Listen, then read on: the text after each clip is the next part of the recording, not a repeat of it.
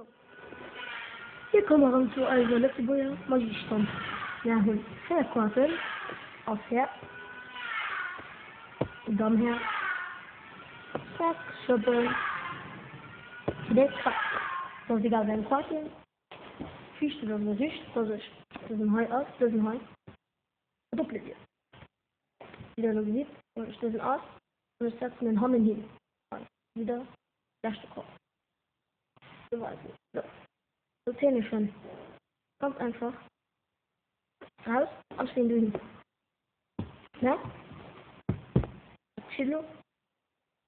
Das ist die beste Konzentration. Sorry. Nur die erste Karte raus. Ich muss noch irgendwie nur die letzte wegziehen. So. Und die erste Karte. Genau. Alle Fischkarte. Also die Verwarmer. Dann nehmen wir drauf. So. Also nur die erste Karte. Sehen wir. Also die drei sind Verwarmer. 3. Aufstehende Lina. Das ist Magie.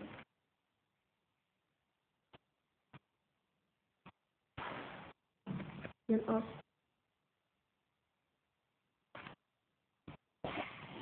Stecken. Tschüss. Nein. Auf der Karte.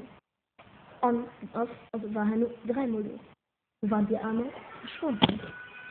Das war so das nächste. Also mit dem Magic. Nächstes Jahr haben wir David Ronco, Dario Cavallaro und mit Oleg. Merci.